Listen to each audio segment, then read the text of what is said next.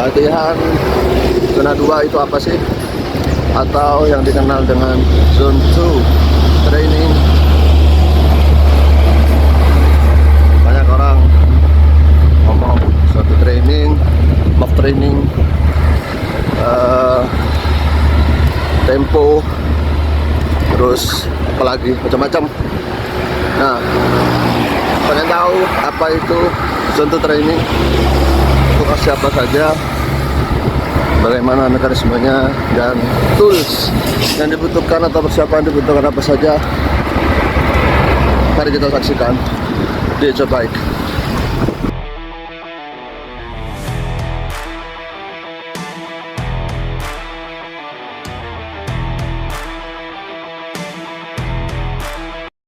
Assalamualaikum warahmatullahi wabarakatuh. Jumpa lagi dengan saya dari Eco Bike. Hari ini kita akan membahas tentang zone 2 training, tentang latihan zona 2. Jadi begini. Jadi latihan zona 2 itu adalah melibatkan detak atau denyut jantung kita, dan kita tetap mempertahankan denyut jantung kita itu berada di zona 2. Apa itu zona 2? Yaitu 60-70% dari heart rate kita. Nah, 60-70% itu dari heart rate seseorang itu berbeda-beda, tergantung dari maksimum heart rate mereka. Cuman itu bisa diambil rata-rata bahwa heart rate itu di zona 2 itu perbedaannya tidak terlalu signifikan setiap orang. Nah, itu bisa dikira-kirakan bahwa zona 2 itu berada di bawah 130 bpm atau beat per menit. Nah, kalau Anda tidak memiliki pulse, yaitu psiklokom, kemudian heart rate monitor, bisa berupa armband, kemudian di chest, itu kalau tidak memiliki itu, Anda bisa cek lewat denyut nadi Anda setiap menitnya. Nah, tapi itu lumayan, karena kita sedang berada di atas sepeda, sedang mengendarai sepeda, mungkin agak kesulitan kalau tidak memiliki tools tersebut. Jadi bagi teman-teman yang sudah memiliki itu lebih gampang. Untuk siapa saja latihan ini, latihan zona 2 ini? Ya, untuk siapapun, untuk kita semua, untuk saya sebagai seorang hobis, untuk profesional, karena zone 2 training itu lebih mengedepankan terhadap endurance atau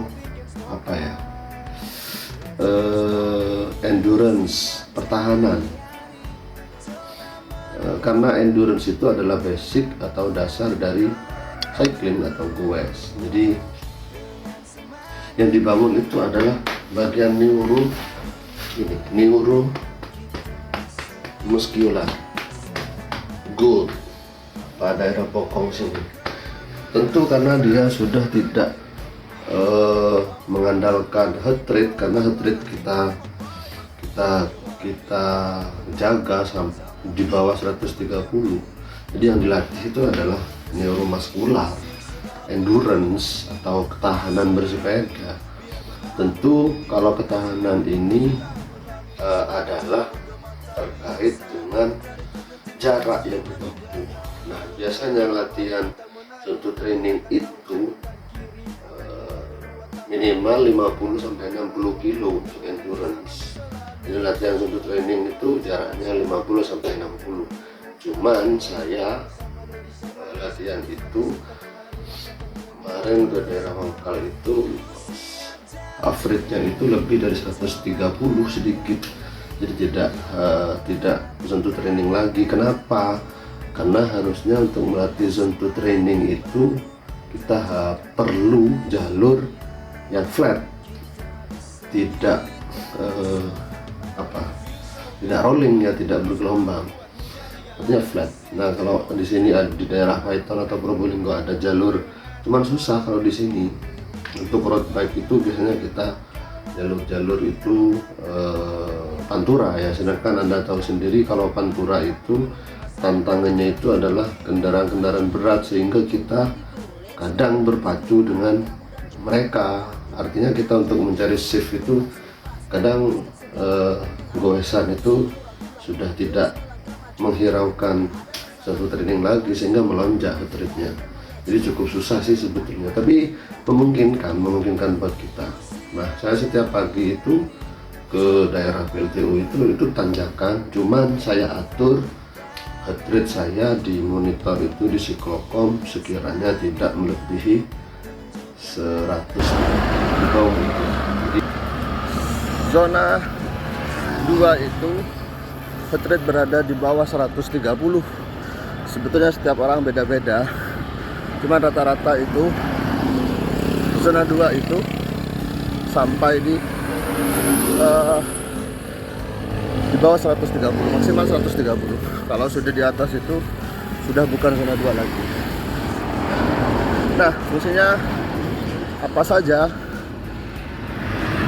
dari latihan ini dan siapa saja yang boleh melakukan latihan ini dan jalur yang direkomendasi itu seperti apa,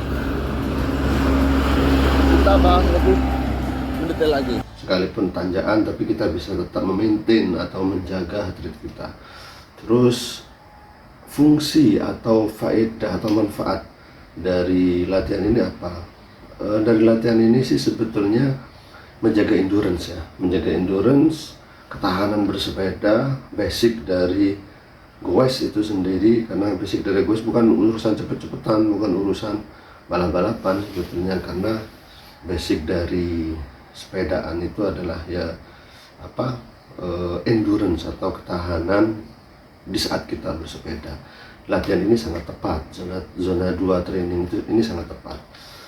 Kemudian zona 2 ini bisa untuk recovery. Misalkan Anda lagi long ride, misalkan satu programnya adalah 1 minggu sekali Anda long ride 50, 60, bahkan 100 kilo misalkan. Nah, zone 2 training atau zona 2 ini bisa untuk recovery aktif ya.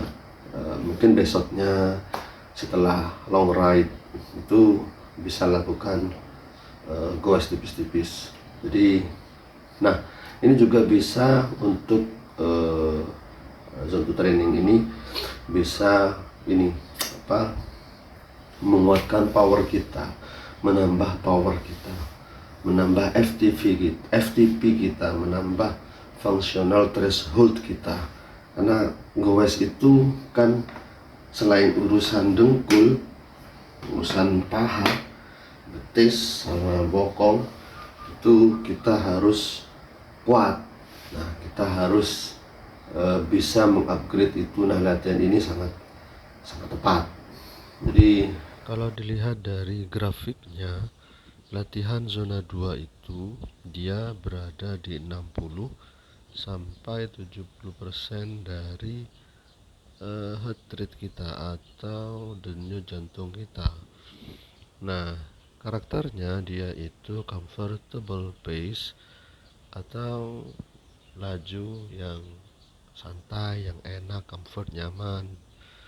Terus slightly deeper breathing, nafas agak dalam, sedikit lebih dalam, cuman tidak sampai ngos-ngosan banget. Conversation possible artinya ya bisa untuk melakukan percakapan, menyelesaikan 1-2 kalimat dalam percakapan, artinya masih bisa memungkinkan untuk melakukan percakapan. Terus dia itu juga basic cardiovascular training. Dia itu termasuk latihan kardio atau latihan jantung dasar. Good recovery pace. Nah, ini good recovery pace ini dia kecepatan yang baik untuk recovery atau pemulihan. Sekian penjelasan tentang tentang zone 2 training. Mudah-mudahan bermanfaat untuk kita semua. Assalamualaikum warahmatullahi wabarakatuh.